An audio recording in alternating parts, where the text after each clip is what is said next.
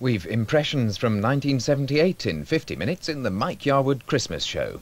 Before that, on BBC Two, we're off to that parochial practice of Tannoch Bray, where we join those medics living in the tender care of Whispering Janet. From 1964, we present Dr. Finley's Casebook.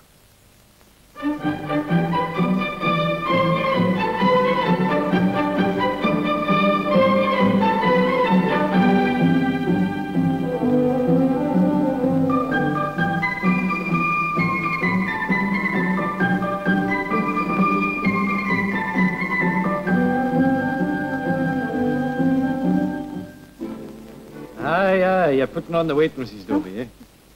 Now, just you tell me, is this hot? Oh, aye, Doctor. Is it hot here? Oh my, that's worst of all. Ah, but that doesn't hurt at all, eh? No, Doctor. Right, well, you can sit up there. How is she, Doctor? Well, she's pulled a muscle, that's what she's done. I kenned that. Didn't I say that, Annie? I kenned it was a muscle I pulled. Ah, well, you should ken that you're getting too old to do the Highland fling. You're no wee lassie any longer, you know. Highland flings? If it were only that. Oh, you just take this to the chemist for your sister, will you? It's something to rub on her back. Why, what else was it? It's the well, Doctor. It's the business of carrying the water. That's what's been killing me, Doctor. Carrying the water. Well, you just have to draw less at a time, won't you? You just have to draw half a bucket instead of a full bucket. I can't draw any at all. Why not? It's just outside the door, isn't it? Aye, but it's been closed this last fortnight. Did the cat fall down? No, it was Dr. Snoddy. He came and slapped a notice on it and closed it. And now we're to go a quarter of a mile to the nearest tap. Half a mile there and back with a full bucket of water. It's a wonder she's no broken in two. Well, there must have been his reasons, I suppose. Aye, but 2 weeks and nothing done. Oh, you just stay in your bed, Mrs. Dobie. I'll come back in and see you next week. Thank you, Doctor. There you go. And you ask about the well, Doctor. I will that, aye.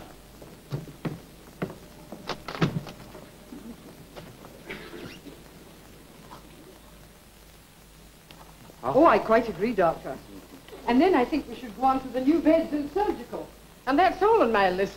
There was a point Sir James mentioned at the last board meeting. Can't recall what it was. The laundry arrangement for towels. Oh, that was it. The question of sterilization. Put that down too, mates. Oh, but that's been dealt with already, Doctor. Never mind. Put it down. It demonstrates zeal. Whatever you say, Doctor. Yeah.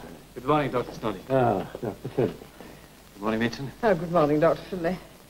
Well, if that's all, Dr. Snoddy. Thank you very much, mates, on that all. Oh, I wasn't interrupting. I just thought I'd take the opportunity to have a word with Dr. Snoddy. I hope you don't mind, Matron. Oh, that's all right, Dr. Finlay. We'd finished anyway. You may talk in here in my office if you wish. Thank you, matron. Thank you very much.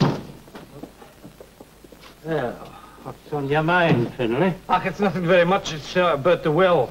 Oh, at Kilbra. I had to close it. I so I heard. What was the trouble? Well, there have been 1 or 2 suspected cases of salmonella reported to me. It was a precaution. But you don't know that it was the well that was responsible, do you? Not yet, till I've carried out the necessary tests. Well, I hear it's been closed for a fortnight, though. These things take time, you know. How long, though? Don't understand your hurry. They've got piped water up there. I know, but it's quarter of a mile away, and they've got to carry the water in buckets. Is that such a tremendous hardship? You wouldn't want any of them to go down with typhoid, I suppose. I don't know about that, but one of my old patients up there has strained their back with carrying the water. Don't think tests are just a matter of looking down a microscope. There may be ground to be dug up, seepage to be checked. Oh, you don't know half what's involved. And these poor people up there are going to strain their backs while you dither about wondering what to do. Finlay, you attend to your job and leave me to mine. Well, I wish I could.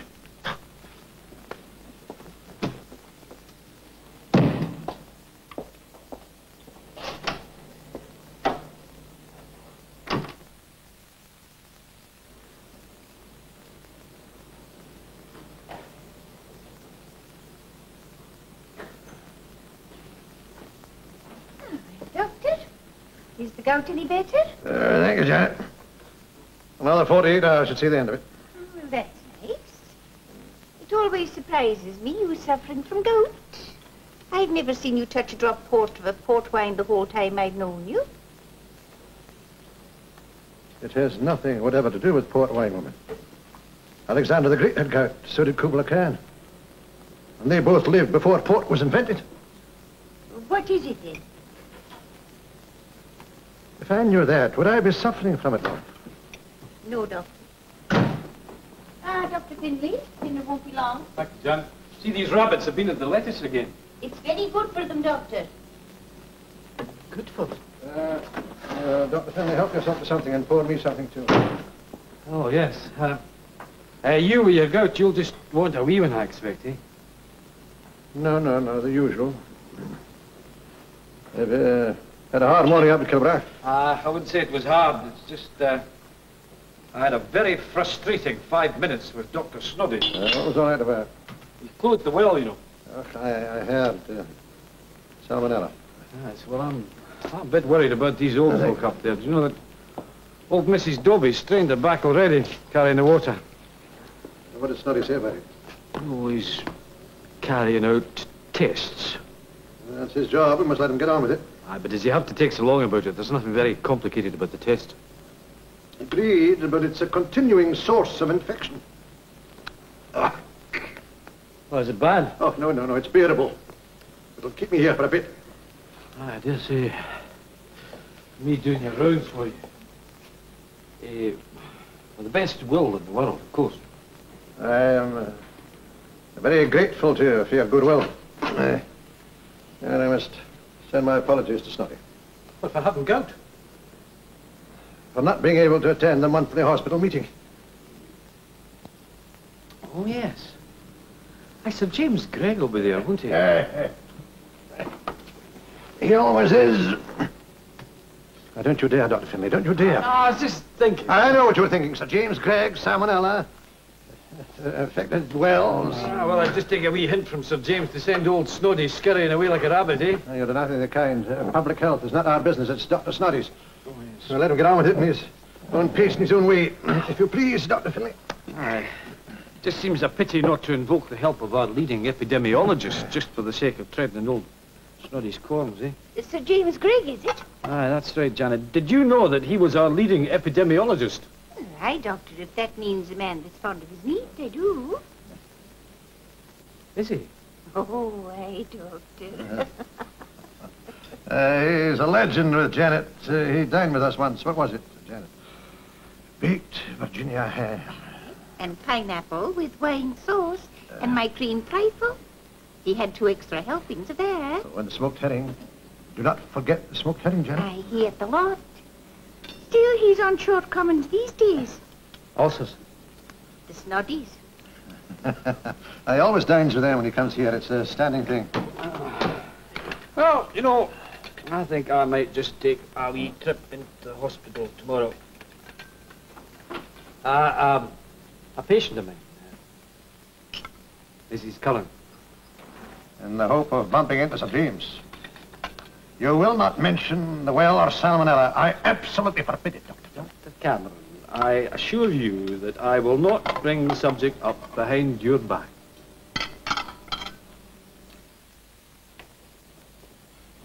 Good afternoon, Sir James. How nice to see you again. Good afternoon, matron. Thank you. I'm not late, am I? Oh, indeed, no, Sir James. You've a quarter of an hour yet. Good. By the way, I wanted to ask you, remember Then we I'm in discussed time the for my question? usual cup of tea. Oh, it's already in my office, Sir James. Sir James.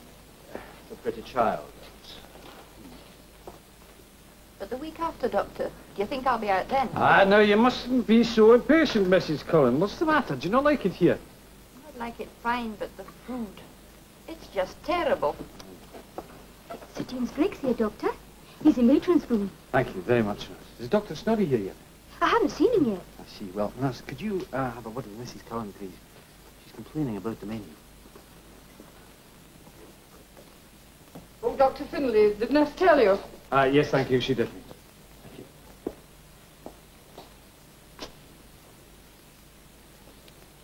you. Nurse! Come in. Sir James Gregg. Yes. Oh, I'm Dr. Finlay. Oh, yes. Cameron's partner. How are you? Fine, thank you. Well, pour yourself a cup. The cakes are good. Will Cameron be along? No, I'm afraid not. I'm afraid Dr. Cameron's suffering from one of his attacks of gout. Oh, we should watch his diet. That's the thing. Diet. You know, I was very interested to read about the paper you gave in Glasgow last week. Oh? On staphylococcal infection. Well, it's an important subject. I was just wondering if you'd be publishing, so I'd like very much to read it. Well, I'd be pleased to send you a copy. Which is really nice. That's very kind of you. Thank you. I'm always glad when you youngsters take an interest. Here, come on, have some cake. They're really not bad. Well, no, I'd better not, because our housekeeper, Janet, is preparing one of our specials tonight. Specials? Yes, it's baked Virginia ham with a pineapple and wine sauce. I dined with the Cameron once. I seem to remember the ham and a very excellent smoked herring from Dunure, I think. Yes. Would you care to join us tonight, Sir James? Well, it would make a nice change. I always seem to be stuck with the snotties when I come here. But when I don't mean that. No, of course not. No, shall we say 7:30? Well, I'd be very pleased to come. Good. Well, I'll phone Janet and tell her you're coming. Hello, Dr. Snoddy. Friendly. Afternoon, Snoddy. Oh, Sir James, it's good to see you again. I'm on time, I believe. Yes, excellent young man. Dr. Finlay? Yes, an inquiring mind. Oh, undoubtedly. Yes, I was hoping to catch you before the meeting, Sir James. My wife and I are expecting you to dinner as usual, of course. Well, it's very kind of you, Snoddy, very kind indeed. But, you know, I really can't go on trespassing on your hospitality so Not often. at all, Sir James. Mrs. Snoddy and I are always delighted to have you. You know that. 7:30, shall we say? Oh, dear, dear, dear. I'm afraid I must disappoint both of us. Oh? I've already engaged to dine at Arden House. With Dr. Cameron? Yes. Oh. Well, next time, perhaps. James, but, you said, Sir James, certainly, it'd be a great honor. He's coming here for dinner tonight. Sir James? Is there any food in? Not unless he wants to share the hot pot. Hot pot, are you married, woman? Tell Janet that it's to be baked Virginia ham with all the trimmings and cream trifle. It's to be baked Virginia ham and cream trifle. Where does he think I'm going to get the ingredients at this hour? Dr. Finlay, where do you suppose I know, I heard that. Oh, you heard that, did you? Well, tell Janet that I've made all the arrangements. I see. He's seen about it all. And tell Janet to start the oven. He says you have to start the oven. I'll start his oven. Good day to you, Mrs. Telfer. There's your ham, Doctor. The finest Inverness peat smoke, the way Miss Macpherson always has it. Peat smoke? Aye, from my brother-in-law's farm. He kills and cures his own. There's nothing to beat it either side of the border. Now, that's your ratifers and sponges and cream and the rest. And the pineapple. Was that the lot? Smoked herring. Oh, aye. The herring.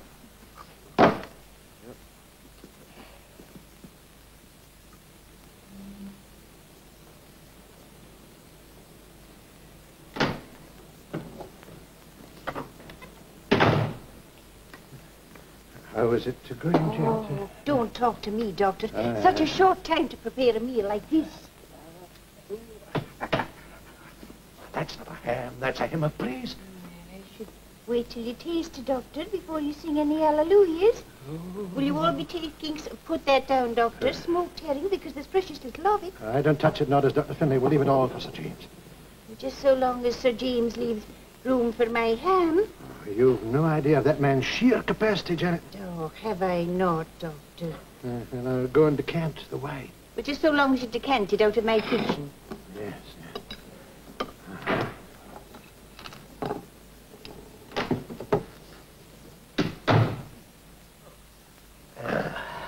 Thank you.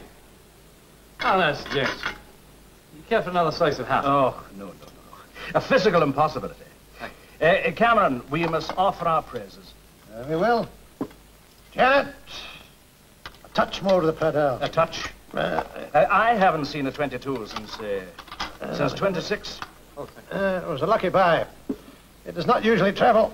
Well, this has, by Jupiter. Miss McPherson. A glass, Janet. Janet, if I may. A toast to the cook. To Janet. To Janet. Janet. Was the ham to your liking, Sir James? Janet, it's magnificent. There never was, and in all probability, there never will be again, such a ham as this. You are a genius.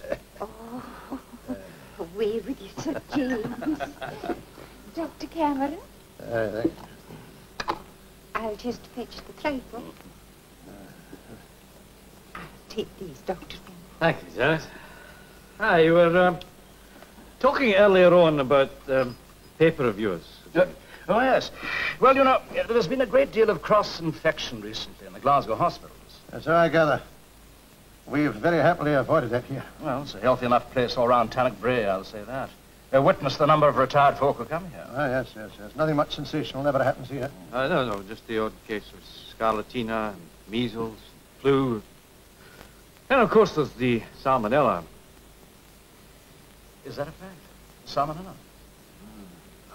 A few minor cases, probably waterborne.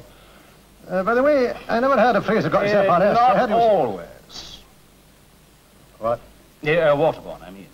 There was a fascinating epidemic near Calendar in 97, was it? Traced to a bucket used to fetch water from a well. The well was all right. It was the bucket with a thin bottom that had been let stand near a privy. As a matter of fact, you know, there was a well in this case, too. Dr. Snoddy closed it about a fortnight ago. Oh, what did the test show? Well, actually, I don't think he's taken any. Have you heard, Dr. Cameron? No, I have not. But I dare say I will. Well, of course, these MOHs are on off their feet. It's surprising, though, that Snoddy never mentioned it to me. He knows my interest. I must take it up with him tomorrow before I leave. By the way, it's extraordinarily kind of you to offer me a bed. After such a meal, I'd not be entirely certain of finding my way back to Glasgow. Not at all. It's a great privilege to have you here, so long as you can stay. Thank you. Now, remind me of that again in the morning, Finlay. If there's a possibility of conducting a field test, I wouldn't miss it. Oh, look.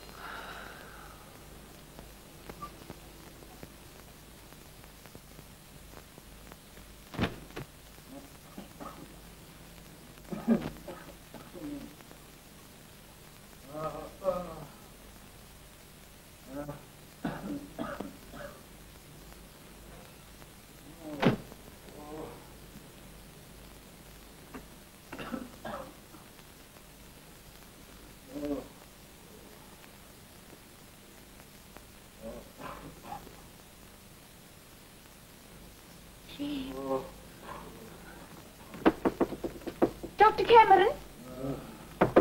Dr. Cameron, would you come quickly? What? Sir James has been taken ill. Would you come quickly, Doctor? Oh, I'm coming. That's what? Sir James, Doctor.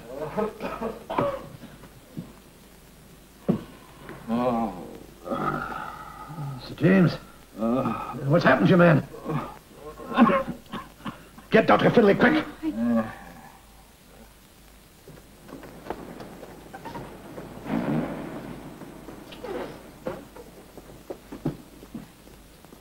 This way.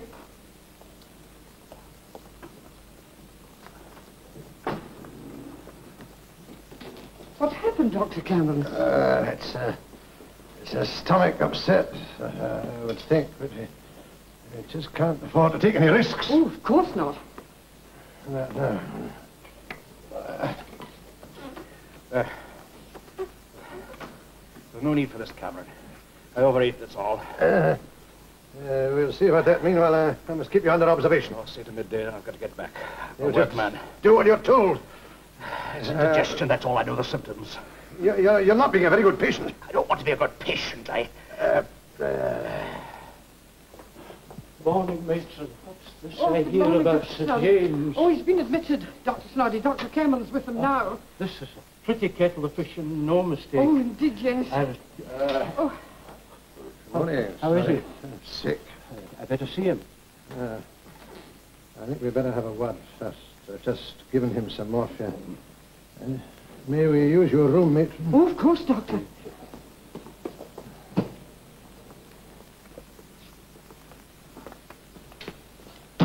Well? He seems fairly comfortable, a bit weak. Temperature? 101. The pulse is fairly regular, but it's fast. When was he taken ill? In the night, severe stomach pains and vomiting. There was a slight photophobia, and he was in a state of collapse. What's your diagnosis? Well, it's early to say. Some form of food poisoning. Is his throat normal? He says no, but it's slightly tight when he speaks. Well, I hope it's not a case of botulism. What did you have for dinner? Herring. Then baked ham. Dr. Finlay and yourself? We only had the ham, but Sir James ate the herring. Fish. Don't like the sound of it. Janet pickled it herself? No, it was smoked from Hardy's in the High Street.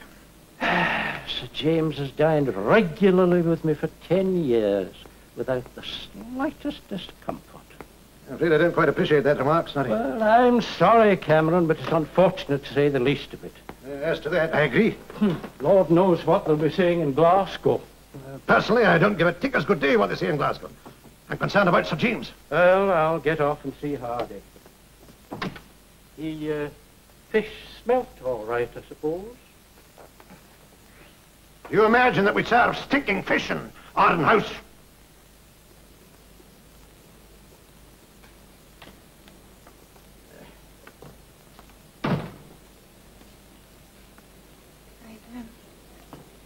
Put out what was left of the ham. I can't believe it was a ham. We all ate the ham. What did you do with the herring? I had all the rest cleared away before you rang.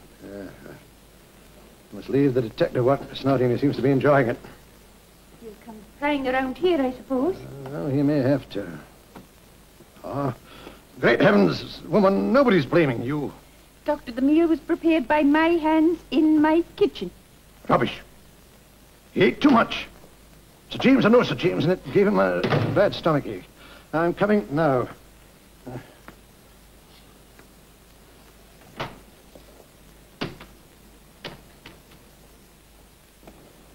I think it was salmonella. Ironic, isn't it? Sounds as if you're blaming all this on me, Dr. Cameron. Oh, not at all. But if you had to be ill, I'd vastly prefer it was under Snoddy's roof than ours. Damn it, man. Do you see the handle this gives Snoddy? The most distinguished member of our profession in Scotland. And we have to project him into eternity from our house. Eternity? Well, not yet, but he is very ill indeed. Well, I've just come from young Jack. Jack Fordyce up at Kilbrah. Yes. I think he's got salmonella, too. What are the symptoms? Well, temperature, sickness, pain, and weakness. Any rash? No, but there's one odd thing. He's finding difficulty in speaking. What has he eaten? No, I know smoked herring, I can assure you of that. And they only seem to have drunk tap water.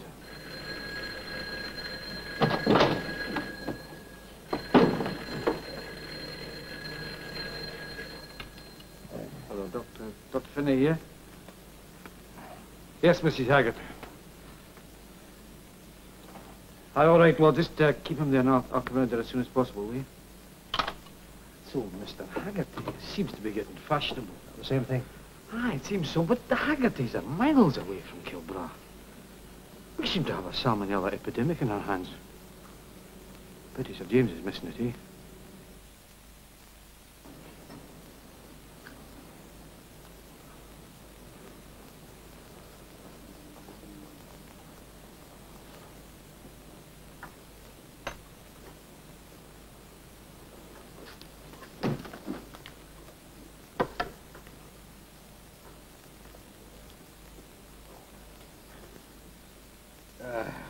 This is quite unnecessary, Cameron. You're not being a very good patient, Sir James. The blood count is normal, the pulse is regular. Be quiet, man. You're keeping him against my will. I want that known. It's the back of my laboratory. I've got my work. You'll go when you're well and not before. This is bullying, Cameron. Snoddy, will you kindly inform your colleague that as much as I appreciate his hospitality, I don't propose to be turned inside out for a slight case of dyspepsia. No, no, Sir James. We must... Oh! Not. I wanted to say that Sir James does not quit his bed on any pretext whatsoever. Tell Matron these are my instructions. Yes, Doctor. Now, what was it, Snoddy?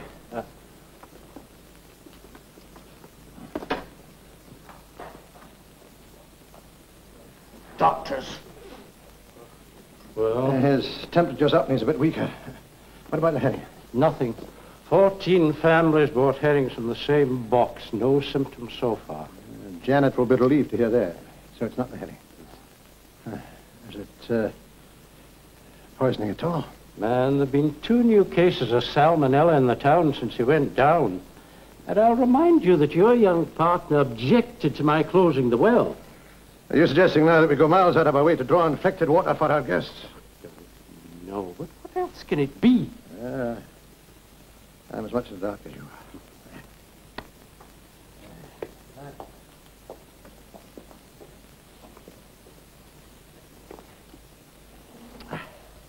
I think he's lying about his chest.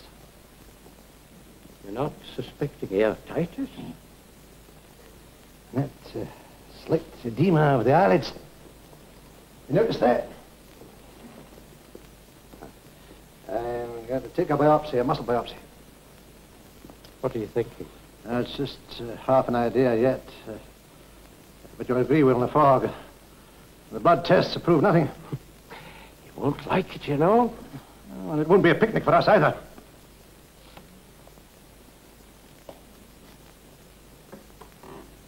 James, my colleague and I have decided to take a muscle biopsy. Cameron, this is the last straw.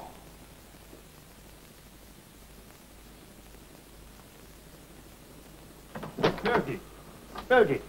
What is it? Sweepstake. You've drawn Rangers, you lucky devil. Thanks. Here, Jock. Take a squint, will you? What have you got? A muscle biopsy, Sir James. Ah, Jimmy. I'd like a squint at that. Well? What is a moment, man? Well, what do you know about that? What do you see? No, you tell me. What do you see? Well, if it wasn't playing crazy, no, it can't be. Ah, the poor old devil. We better make sure before we consign Jamie to the immortals.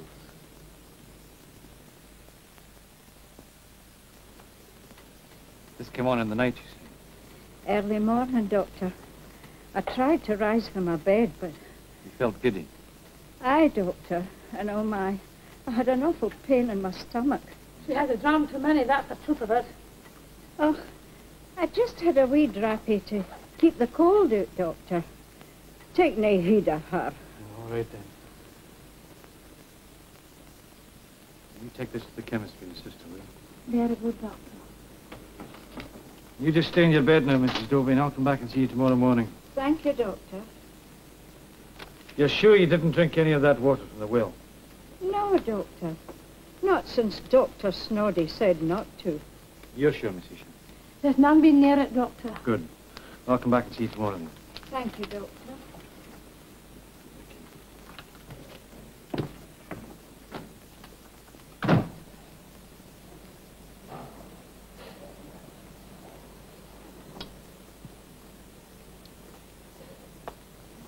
Janet, have there been any calls from Glasgow? Yes. Dr. Hunter rang. He said he'd appreciate news of Sir James. There's no news. What's for dinner, Janet? Stew and dumplings. All good food. Guaranteed not to poison. It's Janet. Well? Mrs. Dobie up at Kilbride, she's got it.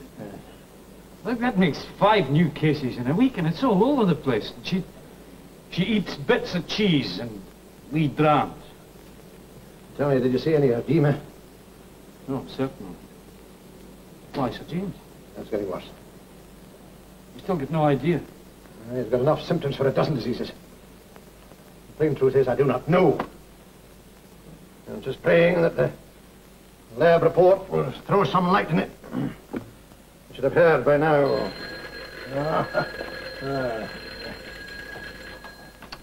Dr. Cameron. What is it, matron? I see. All right, I'll be along in 5 minutes. If the lab phones, call me immediately.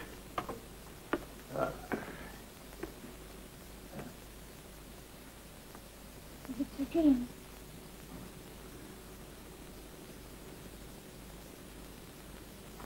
We'd better not wait for Dr. Cameron.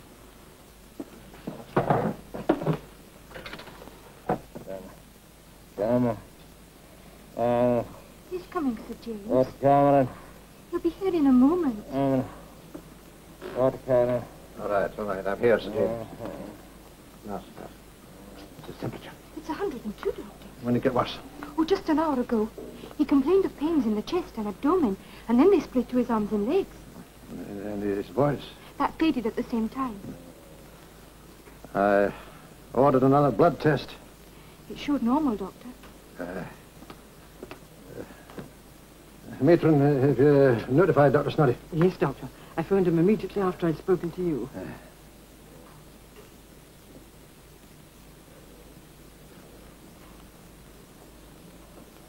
Tell me if you feel anything. Sir James, does your arm hurt when I bend it?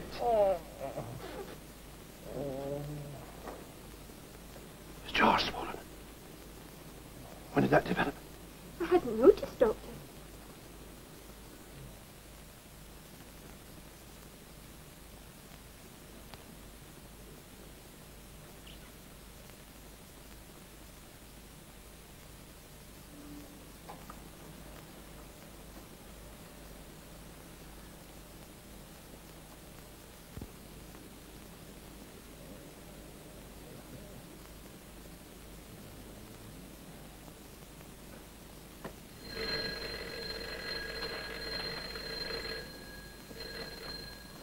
Cottage Hospital, matron speaking. Yes, Dr. Finlay. Matron, I've got an urgent message for Dr. Cameron. I've got a report on the biopsy from the lab. It shows an infection by Trichinella spiroris. Yes, Trichinella. It's a count of over 7,000. Yes, 7. Thank you, matron.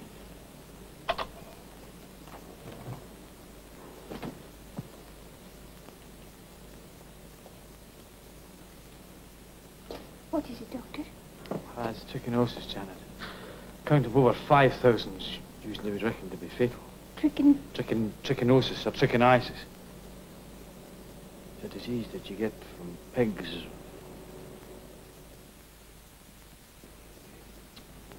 He's about the same, say no more than that. Thank the Lord he's alive. Aye, according to my books, a count of over 5,000 is usually fatal. There's very little chance of a cure. Listen to this. Of all diseases known to medicine, trichinosis is the hardest to diagnose at any stage. Even experienced doctors have confused it with arthritis, acute alcoholism, lead poisoning, heart disease, mumps, rheumatic fever, rheumatic myocarditis, dermatomyositis frontal, sinusitis, nephritis, and cholecystitis, not to mention malaria, typhoid fever, paratyphoid, tetanus, typhus, and cholera. Well, at least we are no more ignorant than other members of our profession. Aye, that's any comfort. The ham. I must know about the ham. Well, Dr. Finlay purchased it at Hardy's in the High Street. And there's been no other case of trichinosis in Tannock Brae. Not yet. If you don't mind, Cameron, I'll work on the premise that the infection was passed on here in Arden House. The ham must be...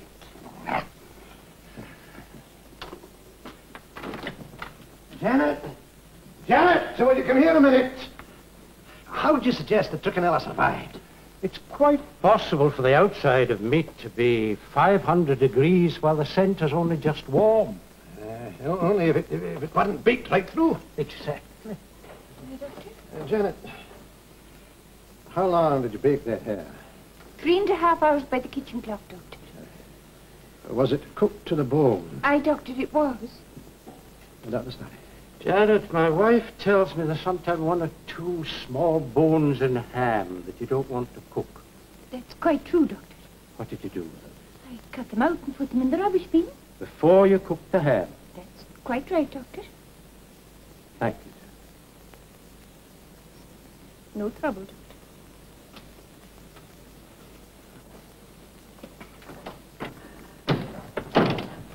Now that you're satisfied about the cooking story, there's another question I'd like to consider. How was it that Dr. Finlay and myself were not infected? Well, you may have eaten less of the meat, or the section not so near the center, or you may have a natural immunity. There's several examples quoted. Oh, yes. I know all the textbooks. But I wouldn't put a great weight on their explanations. The fact is, Sir James was infected. I know. But I suggest you found nothing to suggest that he was infected here. Oh, damn it, man, I know he used to dine with you when he came to Tannock Brae, but... that's no reason why you should feel outraged, because on this I'm not occasion... outraged. Merely want to ascertain the facts of a dangerous epidemiological situation. This is the first case of trichinosis in Scotland for years, and it's happened in my area. I'm going to see Hardy. I'll keep in touch. Please do.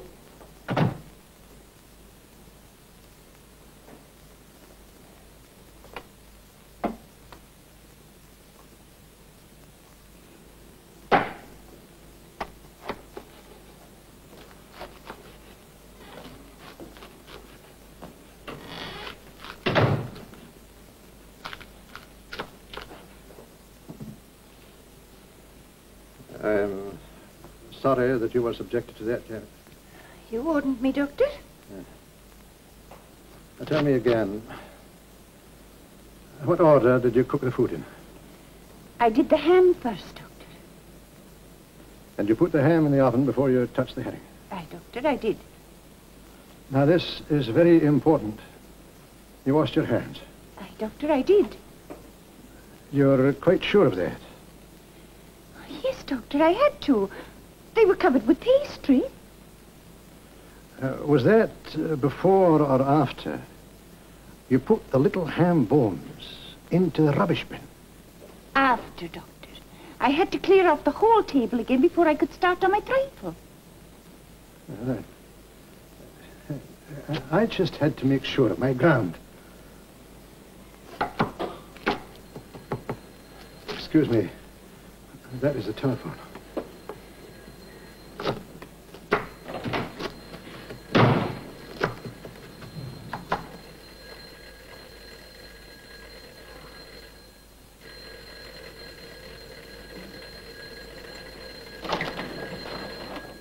All right. Dr. Cameron. Yes? What's the name? Haggerty. Yes, I know. Now, what's wrong with him? I see. Yes, I'll be with you soon. No, Doctor, that's all boiled ham. You boil it yourself? Mrs. Hardy does. What about the ham for baking, like Dr. Finlay bought? That was smoked. Pete smoked. Where did it come from? From my brother-in-law, Jock McNabb. You mean the piece Dr. Finlay bought? That's the one I'm talking about. That was from Inverness. Oh, yes. Who was it? My brother-in-law, Jock McNabb, Ochil Farm. And how much ham did you buy from him? 3 carcasses. There wasn't all smoked, though. Now, what did you do with the unsmoked? I minced them up into sausages. Sausages? Any left at the shop? Oh, they're all sold, Doctor. What's all this about? Nothing, I devoutly hope. But there's been a case of trichinosis from infected pork. And it only needs one other case directly traceable to that meat you sold, and we may be faced with a dangerous epidemic. Now, who bought the sausages? I want their names and everyone you can remember. Doctor, that's not so easy to remember. You might say everyone in Tannock Brae. Everyone? Aye, Mrs. Snoddy bought £2, I remember especially. My wife? When was this? Maybe a week ago, maybe less. Here's your hat. You've left your hat, Doctor.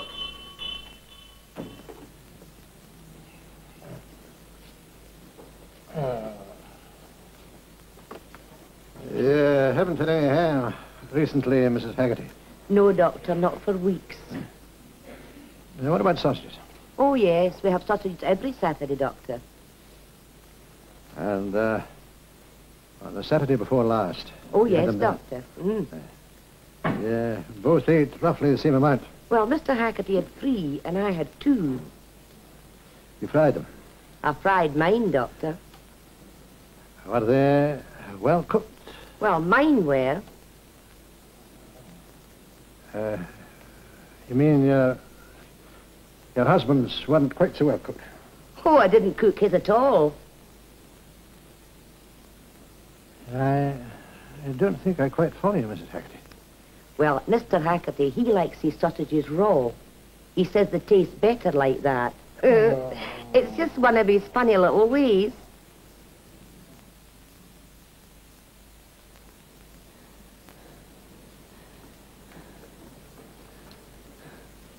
Temperature rose suddenly in the night, you see. Hey, Doctor, she's restless and tossing. She had any ham at all? Not that I can recollect. Any sausages? Oh, aye. Once or twice a week. From Hardy's? That's right, Doctor. Were they thoroughly cooked? Aye. I see to that. She complained of pains in the chest at all? Not that I recollect. Mrs. Dobie, just tell me if this hat's right. No. This one? No. Where did this come from? The blood, you mean, Doctor? She had nosebleed in the night. She's got a rash coming on, too.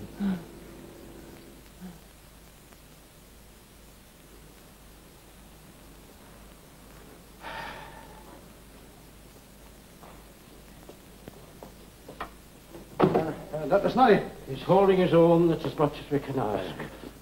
I have another trichinosis for you. What's happened then? Who is it? Oh, Mr. Haggerty. Oh, from sausages, I don't doubt. Eaten raw. It can't be serious. He likes them that way. Oh, for God's sake, there can't be many like Haggerty can, though. Well, this is what I've been hearing. We're faced with an outbreak. Keep your head, man. My head? My head it is. Nose. Cameron, those salmonella cases. Perhaps they weren't salmonella. Oh, I thought you traced them to the well. No, I didn't. It was just a precaution.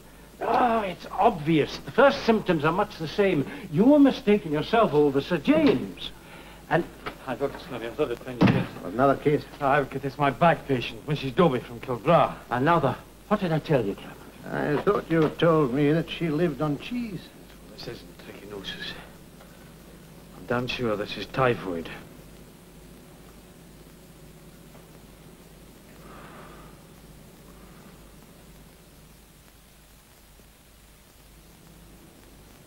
Did you have a nosebleed this morning, Mrs. Shand? Yes, Doctor. A wee bit. Now, Mrs. Dobie, does it hurt you when I do that? No. No.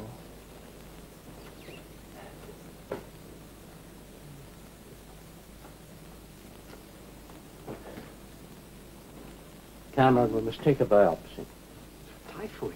Oh, she did have the sausages. Yes, but she's also got the typical typhoid rash and the nosebleed. You're being misled by the symptoms, Findlay. Well, you're being misled by the sausages. I suppose everything from a cold in the head to whooping cough now in this town's got to be trichinosis. And perhaps you'll tell me how she got the infection. You remember, I closed the well against your excellent advice.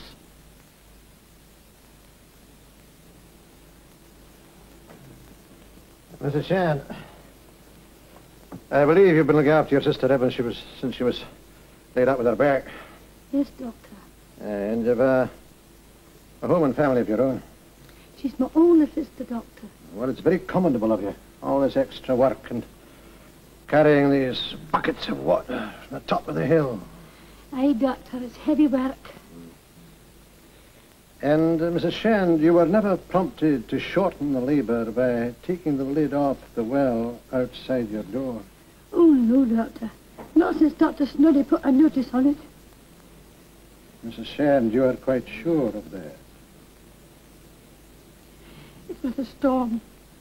7 days ago. There was not a drop of water in the house, you can. I asked them, skinflints next door, but they had no drop either. They promised that they wouldn't tell. Typhoid.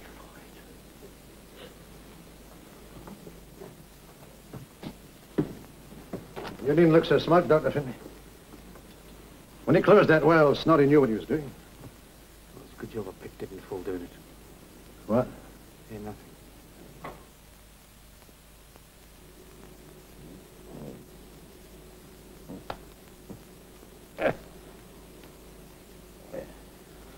What's it doing now? Much more normal. I took it myself just before you came in. What'd you make it? 110. Really? You didn't think I'd snuff it, did you, Cameron? Well, I was concerned about you. Well, I can't afford to die yet. I have too much to do.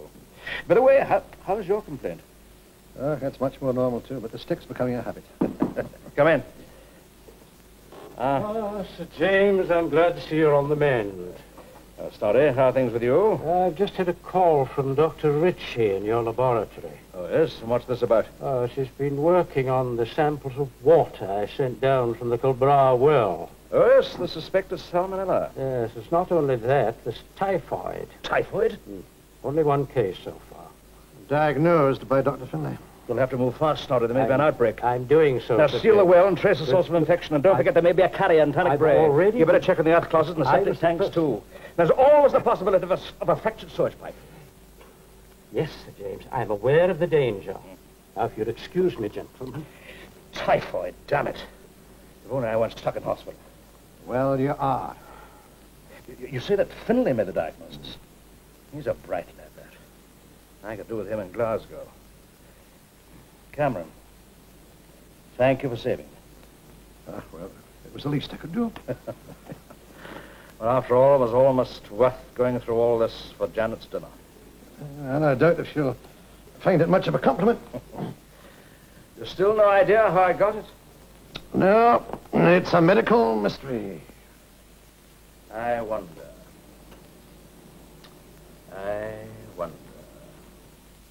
I know there's an army of them up there, digging up the ground between Culbra and the main sewer. Like one of these photographs you see of the Somme. I'll need that knife now, Dr. Finlay. And Dr. Snoddy's jumping in and out of the trenches like a wee frog taking samples. I hope it keeps fine for the poor man. Oh, you've got a kind heart, Jones, I'll say that for you.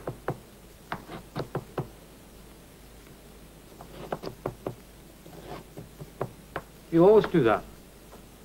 What? Oh, you've just used the knife to cut up the meat, and now you're cutting up the carrots. It's my good kitchen knife, Doctor. Did you not wash it? Wash it. It's a good steel knife. I wipe it, Doctor. Dr. Finlay, are you suggesting that I don't keep a clean kitchen? No, Janet. Look, but when you prepared that ham, you had to cut the wee bones out of it while it was still uncooked, didn't you? Aye, Doctor. Then you wiped it. Now, what did you do after that, Janet? Can you remember? Doctor, that was 10 days ago. I've cooked 20 meals Janet, since then. could it have been that you went on after that to cut up the smoked herring?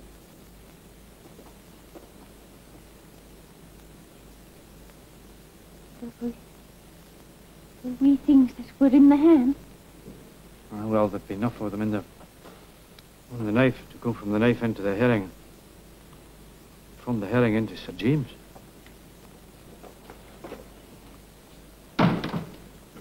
Dr. Cameron, allow me to present to you the knife that very nearly killed Sir James Gregg.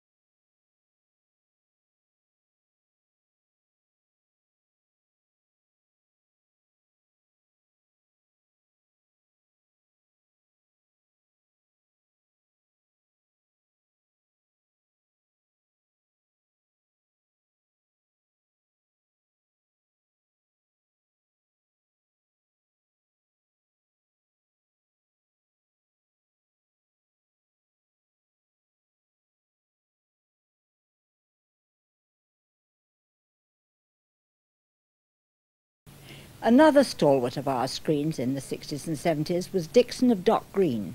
And tomorrow night at 6:30, dear old Jack Warner will be standing under that lamppost. What was it he used to say? Evening all. But now here comes almost every well-known name you can think of, mostly in the persons of Mike Yarwood and Janet Brown, doing his Christmas show for 1978. Brightly shone the moon.